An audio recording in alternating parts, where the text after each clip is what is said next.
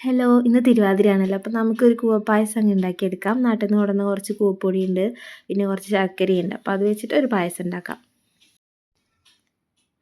അപ്പോൾ ശർക്കര ആദ്യം ഒന്ന് ഉരുക്കിയെടുക്കാനായിട്ട് വെച്ചിട്ടുണ്ട്.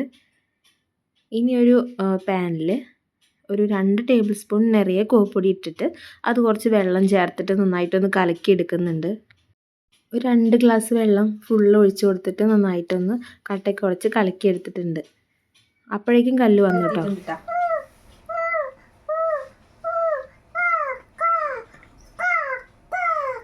കാക്കക്കുട്ടിയാണോ? അപ്പോൾ കണ്ടില്ലേ, ഇതാണ് കല്ലുൻ്റെ കലാപരിപാടികൾ. അപ്പോൾ അത് കഴിഞ്ഞിട്ട് ഇനി ബാക്കിയുള്ള പരിപാടികൾ നോക്കാം.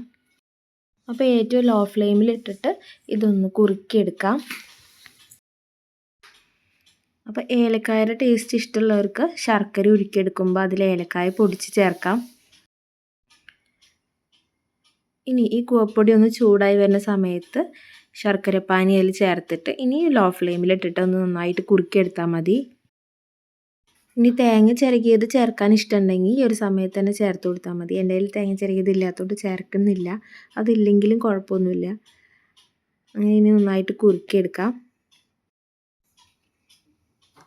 അപ്പോൾ ഏകദേശമൊക്കെ ആയി വന്നുകൊണ്ടിരിക്കുന്നുണ്ട്. ഇത് കൈവിടാണ്ട് ഇളക്കി കൊടുക്കണം. ഇത് വെച്ചിട്ട് നമുക്ക് വേറൊരു പണിക്കും പോകാനായിട്ട് പറ്റില്ല. അങ്ങനെ കൈവിടാണ്ട് ഇളക്കിയിട്ട് ഇതാ കുട്ടികൾക്ക് ഇങ്ങനെ കുറുക്കൊക്കെ ഉണ്ടാക്കുന്നത് പോലെ ആക്കിയെടുത്തിട്ടുണ്ട്. ഇനി ഒരു പാത്രത്തിൽ നെയ്യ് തടവിയിട്ട് അതിലേക്ക് ഒഴിച്ചു കൊടുക്കാം. അപ്പോൾ ചൂടാറിയാൽ ഇതൊന്ന് കട്ടയായിട്ട് കിട്ടും. അപ്പോൾ നമുക്കിങ്ങനെ കട്ട് ചെയ്തെടുക്കുകയും ചെയ്യാം, അല്ലെങ്കിൽ നമുക്ക് ഇങ്ങനെ കഴിക്കുകയും ചെയ്യാം. അപ്പോൾ എല്ലാവർക്കും ഐശ്വര്യപൂർണ്ണമായ തിരുവാതിര ദിനാശംസകൾ.